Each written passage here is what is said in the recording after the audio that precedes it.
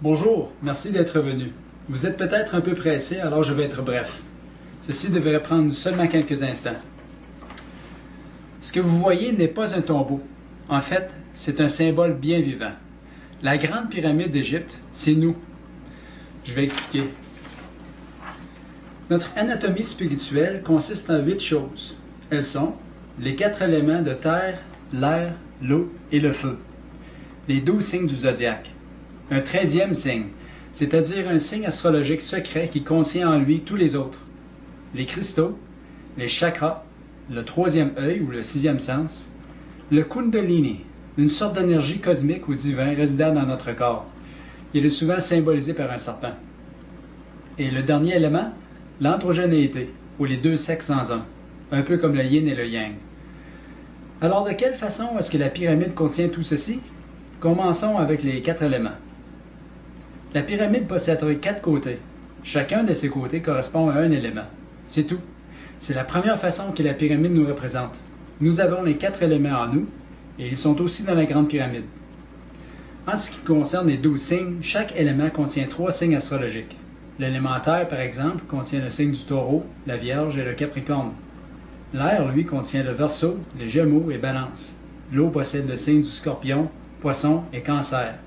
L'élément feu a le signe du lion, le bélier et sagittaire. La manière que le 13e signe est démontré par la pyramide est vraiment unique. Le 13e signe correspond à la pierre angulaire ou maîtresse, celle se trouvant au sommet de la pyramide. Ne vous surprenez pas si cette image vous semble familière. Nous la voyons souvent à l'endos du dollar américain. Les cristaux. La grande pyramide est en forme de cristal. Et puisque nos corps se décomposent et retournent éventuellement à la Terre pour contribuer à la formation des cristaux, cela impliquerait donc que les propriétés du cristal se trouvant dans la pyramide seraient aussi en nous. Et qu'est-ce qui est possible de réaliser avec l'aide des cristaux? Tout ce qui est possible avec notre technologie, puisqu'elle aussi est basée sur les cristaux. Les chakras. Lorsque la lumière passe à travers un prisme de cristal, elle devient visible en forme d'un mini-arc-en-ciel ou spectre. Bien entendu, la pyramide ne contient pas directement les chakras, mais étant donné que la pyramide est en forme de cristal et que les cristaux divisent la lumière, cela voudrait donc dire que la pyramide elle-même contiendrait elle aussi ce spectre. Autrement dit, elle contiendrait les chakras. Le prochain élément, c'est le 3e œil. Si nous regardons encore une fois le grand sceau du dollar américain, nous observons un œil au milieu d'une pierre angulaire ou maîtresse, qui, à son tour, est au-dessus d'une pyramide. Le 3e œil peut aussi être observé dans la culture égyptienne sous la forme de l'œil de Ra ou de Horus. Le Kundalini. La grande pyramide contient peut-être aucun serpent, mais la culture égyptienne est très familière avec des dieux et symboles ayant une forme reptilienne. Voici comme exemple une représentation de la déesse Wadjet. Un autre exemple se trouve avec le roi Toutankhamon.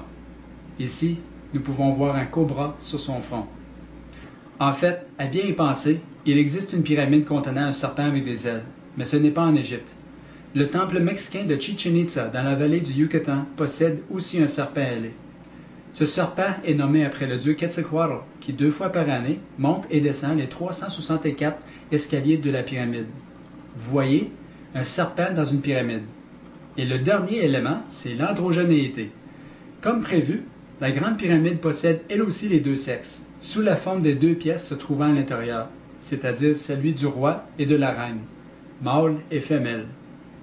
Alors pour résumer, nous trouvons dans la pyramide les 4 éléments, les 12 signes, le 13e signe parfait, les cristaux, les chakras, le 3e œil, le kundalini et l'androgénéité. Le tout vivant dans une structure représentant nous. Ouais, ça va carrément contre tout ce qu'on a appris sur la pyramide jusqu'à présent, n'est-ce pas? Alors, est-ce que les Égyptiens ont bâti la pyramide d'Égypte?